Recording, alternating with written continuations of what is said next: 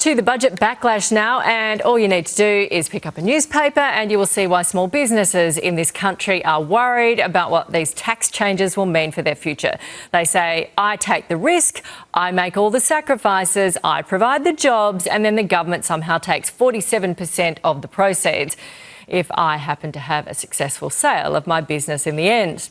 One former advisor to then Labor leader Kevin Rudd has even told the Sydney Morning Herald the changes make it much, much harder for young Australians to start or even work in small business. For more, we are joined by Rachel Wild, co-founder of the Breakout Hack and Booth Hair Care. Good morning to you.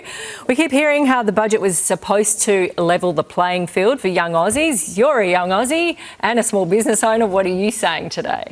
Well, I think there's been a big focus in the budget around levelling the playing field, but that's to do with owner-occupied property primarily. Right. And for young Australians, the idea of being able to own in an area where you want to live has felt out of reach for a very, very long time. And so I think as young Australians, we've adapted in other ways and found these other ladders to feel like we can create a future for ourselves. And that is through things like starting businesses or taking a salary cut in exchange for employee shares, or, you know, if it is getting into the property market, a lot of the time it is through rent vesting because we still can't afford to buy where we want to live because median house prices in Sydney are 14 times the annual average income.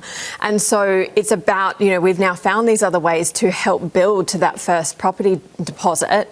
And it's hard to feel like in this budget that those ladders are now not just being taken away from young Australians, just as we've found a way to access them. Right, so if you rent vest and you're negative gear, then that you'll be taxed higher that way. If you invest in shares or crypto or anything, then you'll be hit with more taxes that way. And if you're a small business owner, then that's what all the memes are like. You know, you've now got a new shareholder. So if you make a certain amount of money, I think it's over $190,000 in your business, then you'll be taxed more that way. Is this what young people expected in the budget? Because a lot of young people voted Labor last time. They dropped the HEX debt, they did the 5% deposit. And I think this is just about understanding how young Australians are actually approaching their wealth creation these days, and it isn't the same way that it was for previous generations. And so I think we weren't expecting all of these other pathways and other assets to fall into the same bracket as property.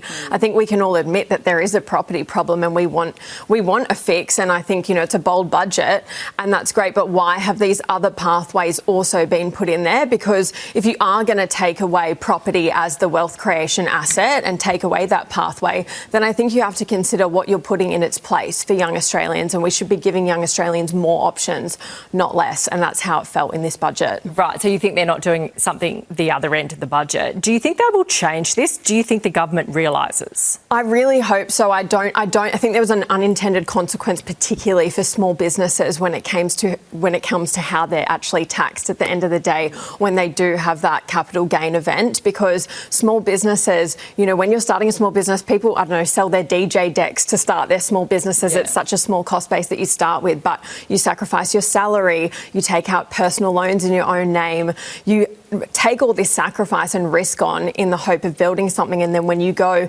to sell it, you're taxed so heavily because your cost base is so small. I don't think that's actually been thought through in how that actually applies, and we should be encouraging people to take these risks. Today's, you know, startups are tomorrow's employers and innovators, and we should want more of that in the Australian economy, so we shouldn't be disincentivising people to move away from that, and we shouldn't be disincentivising the personal investors that get behind those small businesses as well, because that's such a key way that Aussie businesses get started is through those personal investors who are now not incentivised to invest in such a high-risk asset. Rachel Wild, thank you for your time this morning. Thank you.